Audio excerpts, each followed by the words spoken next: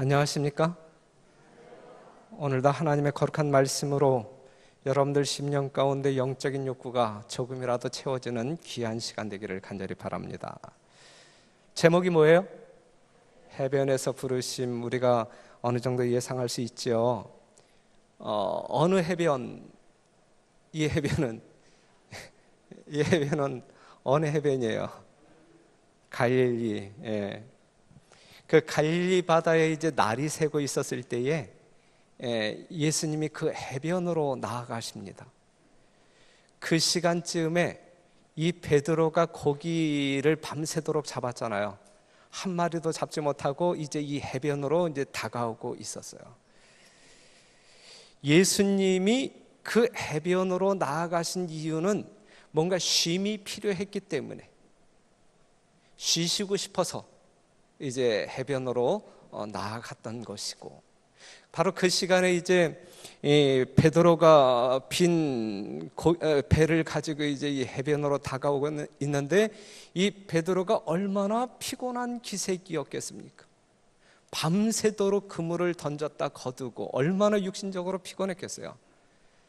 그의 피곤을 더 크게 느끼도록 만들었던 것은 한 마리의 수확도 없었다고 하는 것이 그를 더 지치게 만들었을 것입니다. 예수님은 그 갈릴리 해변에 쉬실 마음을 가지고 나가셨지만 쉬실 틈이 있었어요, 없었어요? 예수님이 계신 곳이면 누가 몰려들었어요? 사람들이, 아주 급속한 시간에 많은 사람들이 모여들었어요. 예수님이 발붙일 곳이 없을 정도로 밀렸어요. 바로 그때 이제 베드로의 배가 이제 이 해변에 닿았고, 예수님 그 배에 올라타지요. 올라타고 이제 청중들을 향하여 예수님께서는 하늘의 귀한 말씀을 증거합니다. 상당히 아름다운 장면이에요. 그렇죠? 예수님의 말씀을 듣는 모든 사람들이 얼마나 큰 감동에 젖었겠습니까?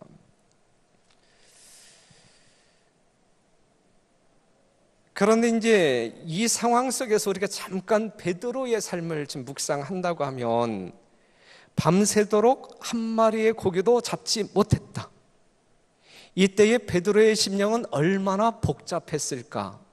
얼마나 복잡했을까?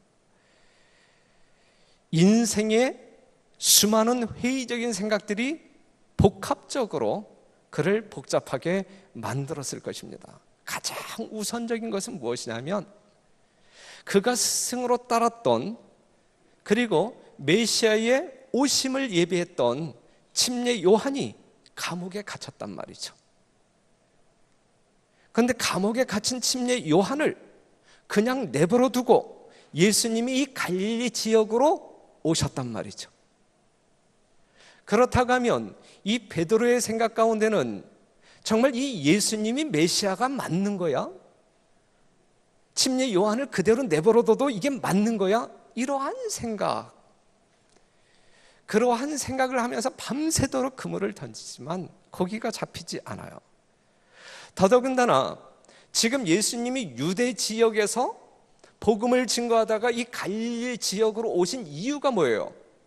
이 유대 지역에 살고 있는 사람들이 예수님을 뭐 하지 아니하니까? 영접하지 아니하니까. 제자들이 볼 때에 이 예수님의 전도 사역은 성공이에요, 아니면 실패예요? 실패했다, 실패. 실패로 본 거예요, 실패로.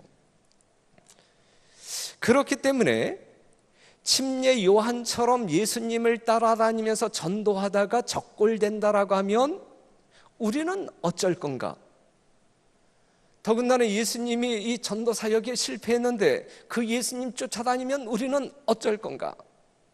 이러한 복잡한 생각이 이 베드로의 어떤 그 그물을 던지는 베드로의 온 시간 내내 사로잡게 된 것이죠. 더더군다나 이제 지금 시간에는 봐봐요. 자기의 무엇을 보면서, 빈 그물을 보면서, 야, 이제 어떻게 살 것이냐, 어떻게 살 것이냐, 내가 어떻게 살아나가야 할 것이냐. 복잡했겠어요? 상당히 복잡했을 거예요. 상당히 복잡. 그때에 예수님께서 뭐라고 말씀하시냐면 다 같이 시작. 말씀을 마치시고 시몬에게 이르시되 깊은 데로 가서 그물을 내려 고기를 잡으라 그랬어요. 자, 이 베드로가 이제 이 빈 그물을 쳐다보고 이제 이 그물을 정리하고 있는 동안에 예수님은 모여든 청중들을 향하여 말씀을 전했단 말이죠. 이 말씀을 보게 되면, 그렇죠? 4절에 있는 말씀을 보게 되면 말씀을 마치시고, 그래, 말씀을 마치시고. 그런데 무슨 말씀을 했을까요? 모인 백성들에게 무슨 말씀을 했을까? 우리가 다른 성경을 보게 되면 예수님께서 하신 말씀들이 뭐 산상보훈으로 정리되고 다른 말씀으로 이렇게 정리되고 그러는데, 여기에서는 예수님께서 말씀은 하셨는데 어떠한 말씀을 하셨는지에 대한 기록이 성경 가운데 있어요, 없어요? 없어요. 왜 없을까요? 그냥 성경이 그렇게 기록했으니까 뭐 없는 거겠죠. 그렇죠?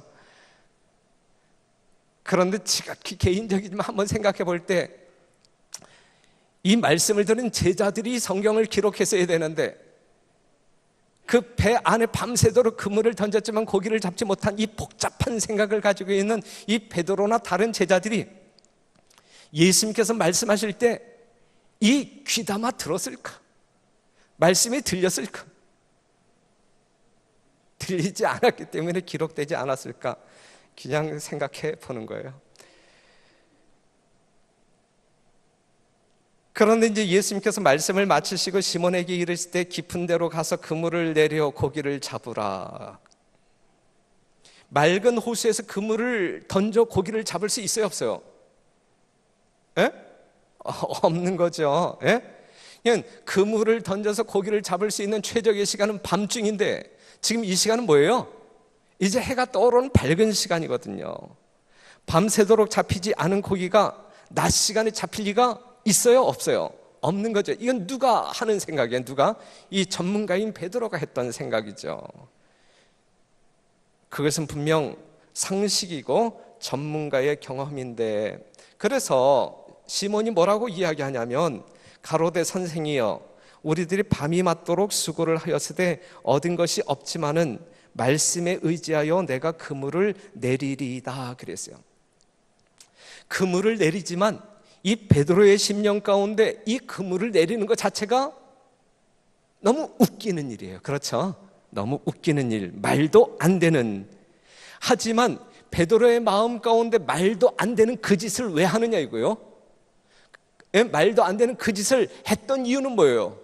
그래도 예수님이 메시아인가 어떤 그 반신반의의 마음이 있지만 여전히 예수님을 사랑하는 마음이 있고 신뢰의 마음이 조금이라도 있었으니까. 그래서 뭐라고 이야기하면 말씀 의지하여 내가 던진다. 내가 말도 안 되는 일이지만 예수님께서 말씀하시니까 내가 그래도 사랑하는 분이 말씀하시니까 그래도 한번 던져볼게. 그리고 던진 거예요. 그랬을 때에 어떠한 결과를 맛보았어요? 엄청난 고기를 잡게 되잖아요. 여기서 여러분들이 얻을 수 있는 교훈은 무엇입니까?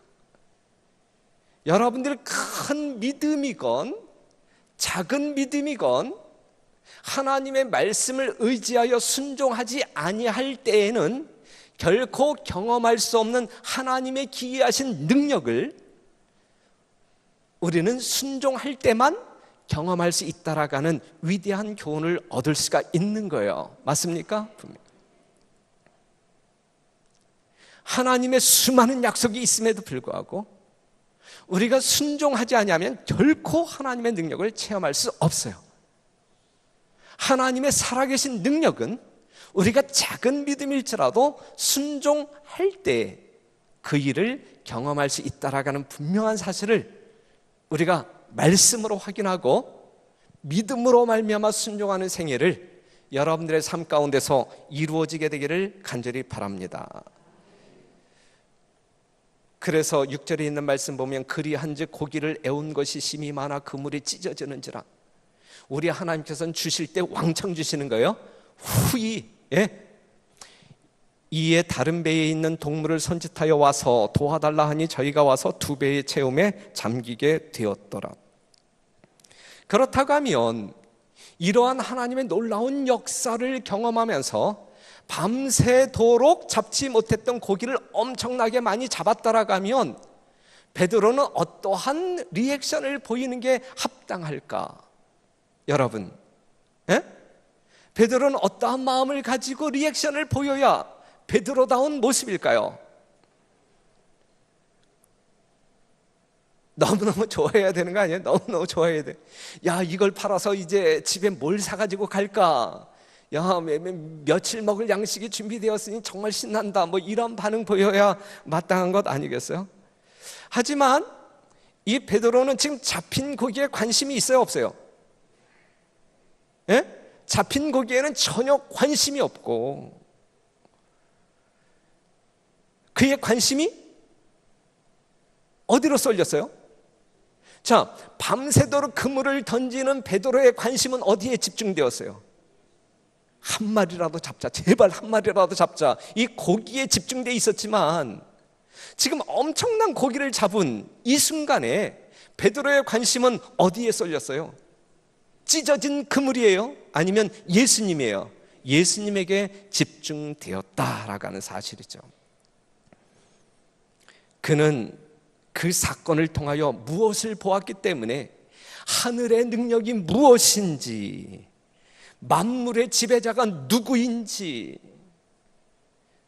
그리고 예수님의 모습 속에서 신성을 보았기 때문에 더 이상 밤새도록 관심을 가지고 그물을 던진 그 물고기는 자신의 생각 속에 중요하지가 않은 거예요. 오직 누가 중요한 거예요? 예수님. 사랑하는 성도 여러분, 여러분들이 안식일이 지나고 3일을 지나는 동안에 뭐에 관심을 가지고 살아오셨습니까? 지금 여러분들의 관심은 어디에 있습니까? 매일의 삶 가운데 여러분들의 최대 관심은 여러분들이 얻고자 하는, 이 세상에서 얻고자 하는 거기에 집중하는 것이 아니라 오직 예수님에게 집중되어지는 거룩한 성도의 삶이 되기를 간절히 바랍니다. 시대의 소망 246페이지에 있는 말씀 보면 신성의 임재하심이 자신의 부정함을 드러내었다. 그의 선생에 대한 사랑, 자신의 불신에 대한 수치, 그리스도의 겸비에 대한 감사, 그러나 무엇보다도 무한히 순결하신 분 앞에서 자기는 깨끗지 못하다는 느낌 등이 그를 압도하였다. 여러분, 우리가 말씀을 들여다볼 때에, 또한 말씀 속에서 순결하신 예수님을 만나게 될 때에 우리는 할 말이 없어지는 거예요. 누구에 대하여 할 말이 없어지는 거예요? 나 자신에 대하여 할 말이 없어지는 거예요. 왜요? 우리는 너무나 더러운 사람들이니까. 예수님에 비추어 볼 때에 나 자신은 아무것도 아니니까. 할 말이 없는 사람들. 그럼에도 불구하고 우리가 할 말이 있다고 하면, 그래서 큰 소리를 내면서 교회 삶을 살아나간다라고 하면 우리는 우리 눈에 누구를 보지 못하기 때문에 그래요. 예수님이 보이지 않기 때문에. 예수님이 보이면 내가 안 보일 텐데 말이죠. 그렇죠? 예수님이 안 보이니까 누가 보이는 거예요? 내가 보이는 것이거든요. 그러니까 내 소리를 내야 맞는 것이거든요.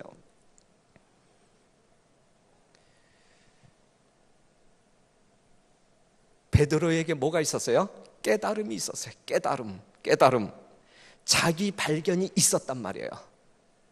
하나님의 말씀에, 예수님의 말씀에 순종함으로 말미암아 엄청난 고기가 잡히는 그 사건을 통하여 그는 위대한 깨달음이 있었고 자기 자신을 발견하는 놀라운 역사가 있었어요. 그래서 보이는 것이 달라졌단 말이에요. 뵈는 게 달라졌어요. 그물에 잡힌 엄청난 고기가 아닌 그 고기를 잡게 하신 예수님이 보이기 시작하는 거예요. 예수님만 보였어요. 그 헬라의 유명한 그 철학자들이 진리를 탐독하다가 또한 명상을 하다가 놀라운 진리를 발견하게 되면 길거리로 뛰쳐나와서 사람들을 붙잡고 유레카라고 외쳤대요. 그 유레카라고 하는 말이 뭐냐면 나는 그것을 발견했다. 나는 그것을 발견했다. 너무 기뻐갖고 진리를 발견한 깨달음을 경험한 이 헬라 철학자들이 밖으로 뛰쳐나와서 유레카, 유레카 외쳤다는 거예요. 너무 기뻐서. 그 아르키메데스라고 하는 사람이 이 욕조에서 목욕을 하다가 이 금의 질량에 대한 비밀을 발견하고 너무 기뻐서 알몸으로 뛰쳐나가서 사람들에게 유레카 외쳤다라고 하는 이 역사적인 사실이 그만큼 뭐예요? 진리를 발견하는 것이 너무너무 감동적인, 너무 기쁜 거예요. 지금 베드로의 삶이, 지금 이 순간에 베드로의 심령이 이러한 심령이었단 말이죠. 여러분들은 이러한 때가 얼마나 자주 찾아옵니까? 여러분들이 말씀을 묵상할 때에 자주 유레카 외칠 수 있는 여러분들과 제가 되기를 간절히 바랍니다. 우리에겐 깨달음, 진리의 깨달음, 이것보다 우리를 전율케 하는 감동은 없을 것이다, 이것이죠. 그랬을 때에 베드로가 뭐라고 이야기하냐면 주여 나를 떠나소서 나는 죄인이로소이다. 주여 나를 떠나소서, 주여 나를 떠나소서. 이거 솔직한 베드로의 이야기에 아니면 믿을 수 없는 이야기예요. 예? 정말 베드로는 정말 예수님이 떠나기를 바라는 마음으로 나를 떠나소서라고 이야기하는 거예요? 결코 아니죠. 베드로는 나를 떠나소서 나는 죄인으로서이다라고 부르짖었으나 자기는 그에게서 떠날 수 없다는 것을 느끼면서 예수의 발에 매달리면서 떠나소서라고 이야기하는 거예요. 구주께서는 무서워 말라 이제 후로는 내가 사람을 취하리라고 대답하셨다.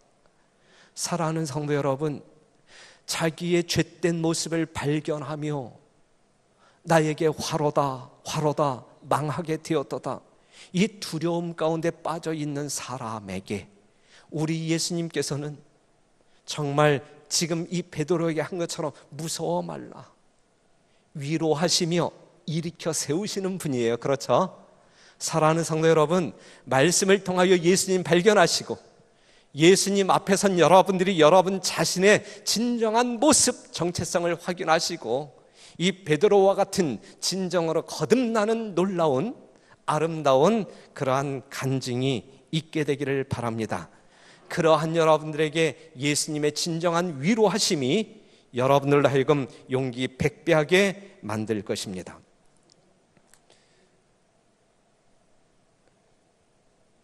결함과 죄를 가진 인간이 신성의 완전하심과 대조가 되어 드러날 때에 그는 전적으로 부족하고 부정하다는 것을 느꼈다. 그것은 하나님의 위대하심과 어미하심을 목도하도록 허용함을 받았던 모든 사람들이 겪은 경험이었다. 하나님의 거룩하심과 자신의 무가치함을 본 사람, 자기를 버리고 하나님의 능력을 전적으로 의지하는 사람을 통하여 우리 하나님께서는 하늘의 사역을 하신다. 이게 성경적인 원칙입니다. 사랑하는 성도 여러분, 여러분들은 하나님의 남은 백성들로서 이 마지막 시대에 하나님의 거룩하고 위대한 도구로 사용되어지기를 학수고대하시죠. 오늘도 그렇게 쓰임받기를 여러분들은 원하시죠. 그러기 위해서 우리는 어떠한 사람이 되어야 마땅할까? 자기를 버리고 하늘의 능력을 의지한 후에 우리는 하나님께 쓰임받을 수 있는 도구들이 될 수 있다라고 하는 사실입니다.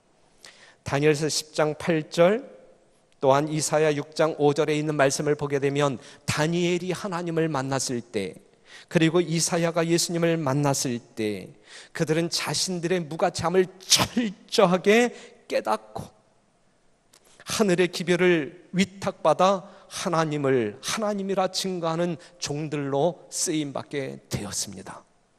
사랑하는 성도 여러분, 여러분들은 어떠한 사람이에요? 여러분들은 어떠한 일을 해야 할 사람들입니까? 여러분들보다 고귀하고 거룩하고 위대한 존재가 이 시대에 이 땅에 있습니까? 없습니까? 없지요. 우리보다 하나님 앞에 더 고귀한 존재들이 있어요? 더 보배로운 존재들이 있어요? 없잖아요.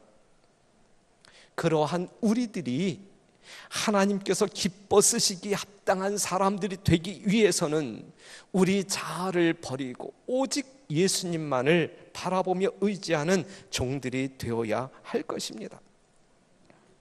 베드로는 그러한 경험을 했단 말이죠. 제자들도 그러한 경험을 했단 말이죠. 지금 이 사건이 있기까지는 이 예수님의 제자들이 예수님의 풀타임 제자는 아니었어요. 그렇죠?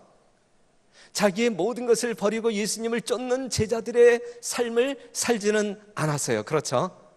자신의 삶을 살다가 또 그냥 부분적으로 예수님을 따랐고 그러한 생애를 살았어요.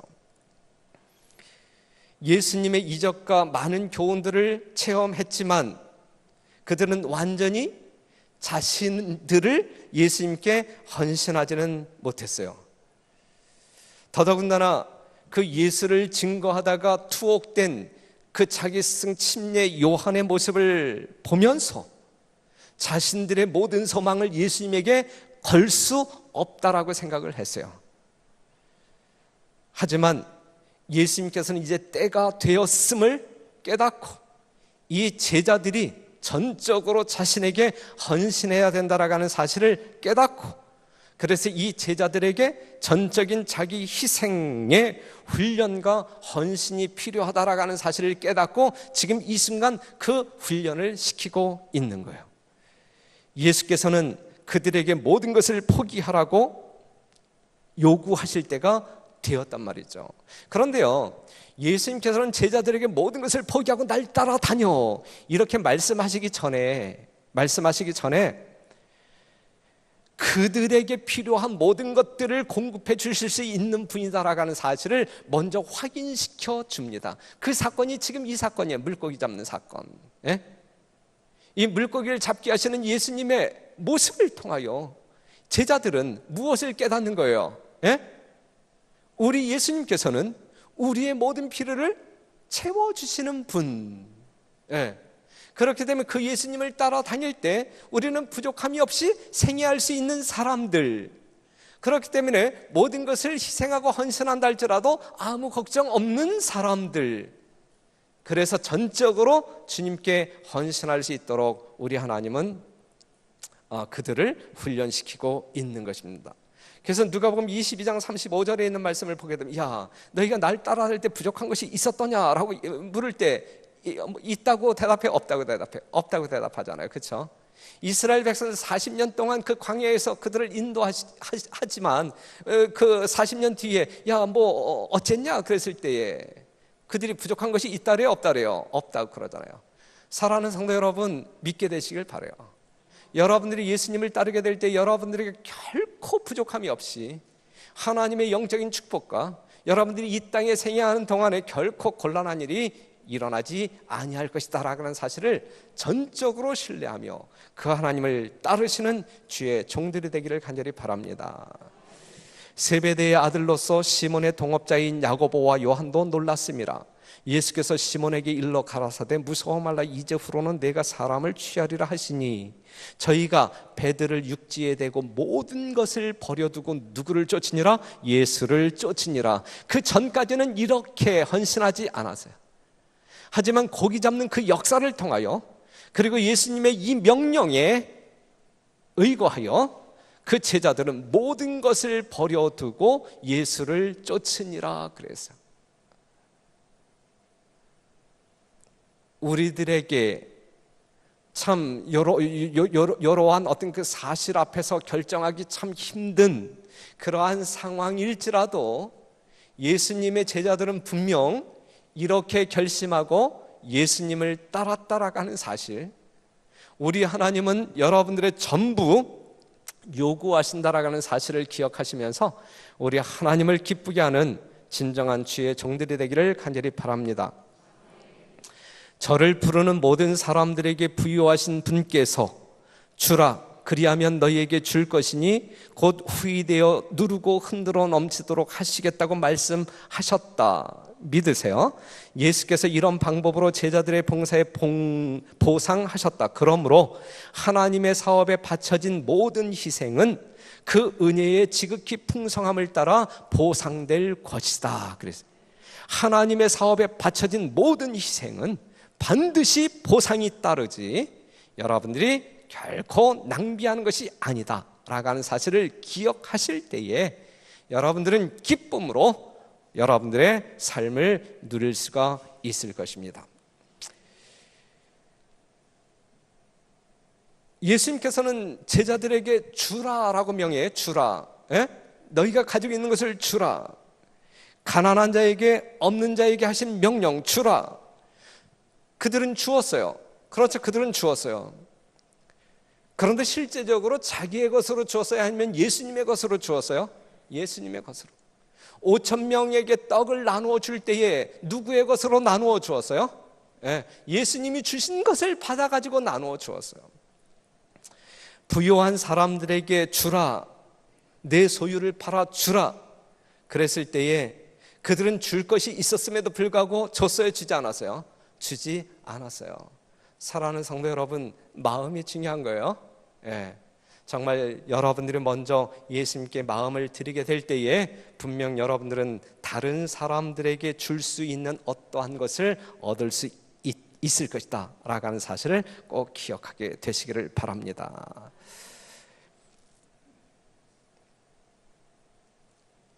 아무리 우리가 주의 사업에 동역하는 사람들이라 할지라도 하나님의 일을 하나님 없이 하게 될 때에는 그것이 반드시 무가치한 무의의 결과를 얻게 될 거예요. 그렇죠? 지금 빈 그물을 바라보고 있는 제자들은 절망 가운데 있지만 그 절망한 제자들 곁에 누가 다가옴으로 말미암아 예수님이 오심으로 말미암아 그들의 절망이 뭘로 바뀌어요? 기쁨과 성공으로 바뀝니다. 여러분들의 삶 중에 우리는 얼마나 자주 절망을 경험합니까? 바로 그 시간에 누가 와야 되는 거예요? 누가? 예수님이 오셔야만 되는 거예요. 예수님이 계셔야만 되는 거예요. 예수님이 우리 곁에 계실 때에 우리는 기쁨과 성공을 경험할 수 있습니다. 우리가 그리스도를 떠나서 그리스도의 사업을 할 때에는 우리는 성공할 수 없고 또한 불평하고 불신만 얻게 될 거예요. 영혼을 낙담하게 하는 것은 사단의 일이요 신앙과 소망으로 고무시키는 것은 그리스도의 일이다. 그러니 여러분 개인적인 신앙의 삶에 있어서와 또한 교회의 선교적인 사업을 우리가 하고자 할 때에 결코 우리의 심령 가운데 절망이라든지 낙담을 우리가 느껴서는 안 되고 또한 그것을 말해서도 안 되고 그렇죠? 그것은 누가 가져다 주는 거예요? 사단이 가져다 주는 거예요. 우리 주님께서 우리와 함께 계실 때에 우리는 결코 그러한 것을 경험하지 아니할 뿐만 아니라 그러한 말을 할 수도 없을 것이다 라고 하는 사실이죠. 말씀으로 바다에서 고기를 모을 수 있었던 그분은 또한 인간의 마음에 감명을 주고 그의 사랑의 끈으로 그 마음들을 이끌어서 그의 종들이 사람을 낚는 어부가 되도록 할 수 있으셨다 그랬어요. 여러분 모두가 사람 낚는 어부 맞습니까? 우리 모두는 사람 낚는 어부, 사람을 낚아야 합니까? 그렇죠? 사랑하는 성도 여러분, 그런데 사람 낚는 어부로서 우리가 영혼들을 주님께로 이끌고자 할 때에 실제적으로 그들의 심령을 변화시켜 하나님의 참 사랑을 보게 하는 것은 우리일까 아니면 예수님이실까? 예수님이시다라고 하는 사실이죠. 그렇기 때문에 우리가 가지고 있는 어떠한 지식, 어떠한 능력으로 다른 영혼들을 주님께로 이끌고자 한다라고 하면 반드시 실패할 것이고 정말 우리가 모든 것을 하나님께 내어 맡기고 하나님께서 그 일을 하실 수 있도록 우리가 의지한다라고 하면 하나님께서 그 일을 성공적으로 이끌어 주실 것입니다. 여러분들은 주님만을 전적으로 의지하는 귀한 종들이 되기를 바랍니다.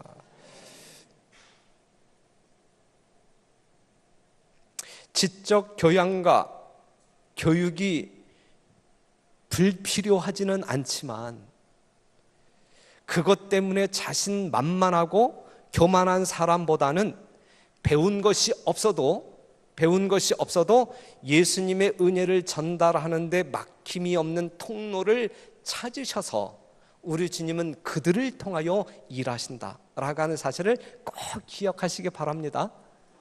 여러분 진짜로 정말 우리들이 가지고 있는 어떠한 것 때문에 하나님께서 우리를 쓰시는 것이 아니라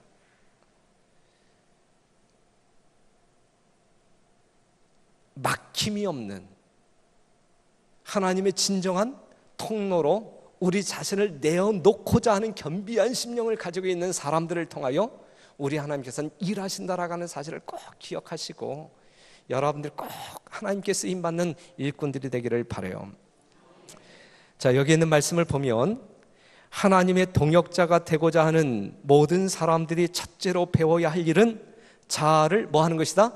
불신하는 교훈이다. 그리하면 그들이 그리스도의 품성을 나누어 받을 준비가 갖추어진다. 이것은 가장 훌륭한 과학적인 학교의 교육을 통하여 얻어지는 것이 아니다. 그것은 하늘의 교사에게서만 얻어지는 지혜의 열매인 것이다. 그랬어요.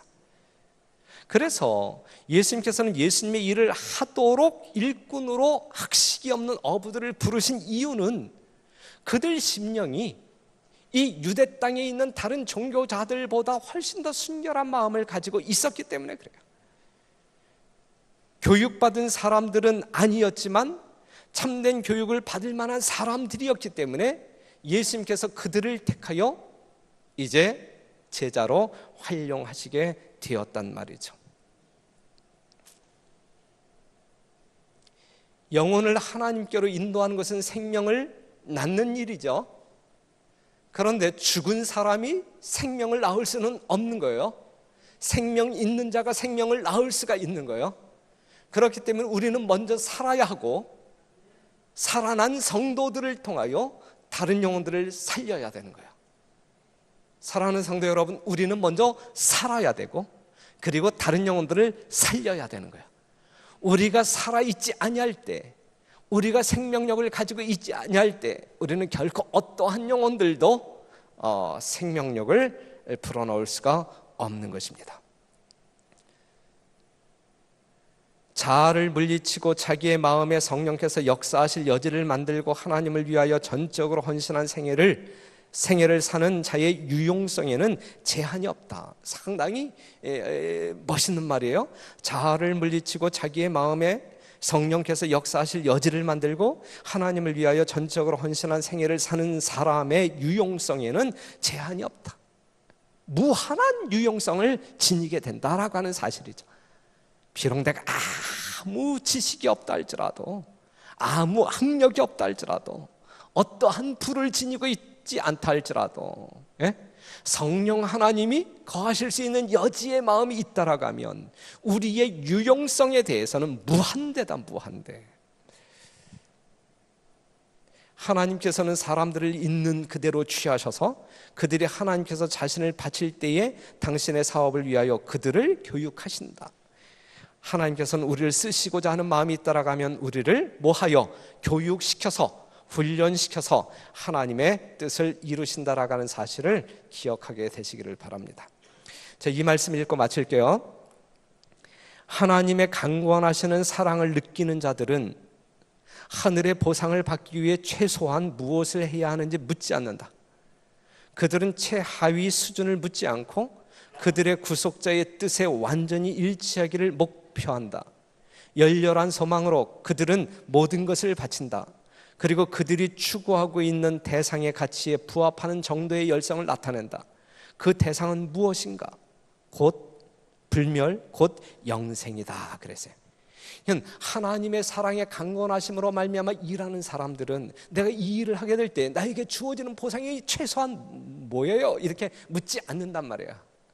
그렇죠? 어떠한 보상이 약속되어 있지 아니하다 할지라도 그리스도의 사랑으로 말미암아 강건함을 입는, 정말 그리스도의 사랑으로 말미암아 감동하여 일하는 사람들에게 있어서는 그런 거 전혀 계산하지 아니하고 개의치 아니하고 하나님께 전적으로 바쳐 헌신하고 희생한다라고 하는 사실이죠. 이러한 종들을 우리 하나님께서는 귀하게 보시고 귀한 덕으로 사용하신다라고 하는 사실을 기억하시면서 오늘 이 자리에 나오신 여러분 모두가 정말 자아를 부정하고 전적으로 예수님만을 의지하는 가운데 하나님의 귀한 덕으로 쓰임받는 거룩한 종들이 되기를 간절히 바라면서 말씀을 마치겠습니다.